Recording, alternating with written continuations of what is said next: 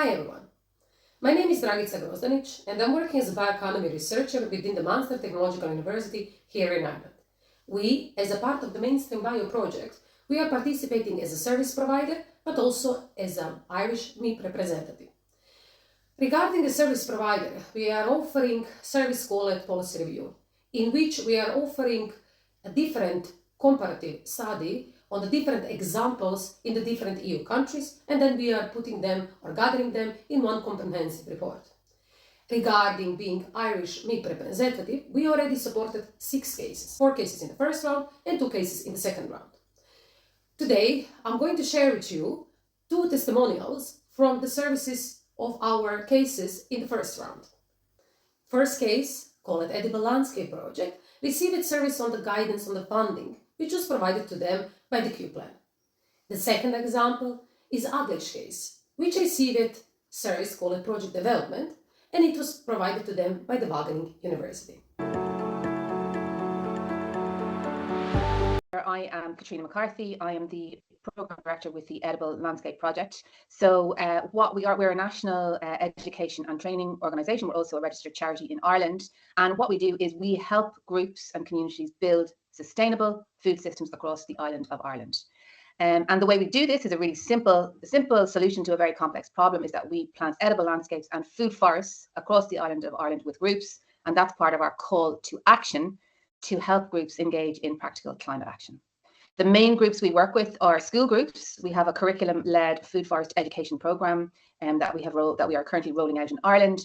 And at the moment, we are working with Trinity College Dublin and Westport Tidy Towns on our second set of programmes, which is our community programme. So we are creating a blueprint at the moment, a food forest blueprint in Westport to help groups build food system resilience, and that we want to roll that out throughout Ireland from next year. We also work with businesses as part of their CSR and ESG programs. And recently we were really lucky to have worked with Mainstream Bio as part of a Mainstream Bio European project. We received help from Q Plan International on a funding application, because funding is very tricky for us to continue our programs. And we received really professional help. The application unfortunately wasn't successful, but it has certainly helped us in further applications in terms of how we frame our applications, our funding applications. So we were really happy with the support that we received, and we would hope to engage in a further European project as a result of that. So I'm a dairy farmer, sheep farmer. I'm a stonemason by trade. I've been in the buildings over the years as well, do silage for quite a few years. I think everybody here knows about that. I'm working with NTU, I have worked with NTU on the Mainstream Bio project, and that was looking at anaerobic digestion. And you're asking me, why would I do that? So, because I was trained to be intensive, and I'm sure I know the country outside here is intensive dairy, most places intensive dairy. I have to look at these things now because of the environmental pressures. There is absolutely, we've got to meet these emission targets. If we don't, we have a carbon tax on our diesel or fertiliser or anything to do with fuel. Everything we buy, absolutely everything, feedstuffs, you know what derogation is. You can see how the protein feeds we feed the dairy cows, all that is taken into consideration when your nitrates are being worked out. I also work for Dove Genetics, I'm in semen cells.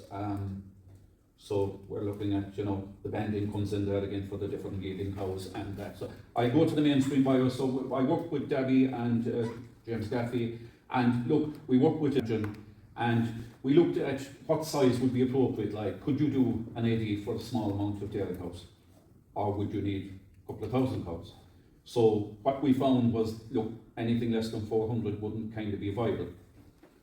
It's not that it wouldn't be viable, but the sums have to add up. You've got to produce X amount of biogas, to produce the biogas, and you'd have a draw on the silage as well, on the grass.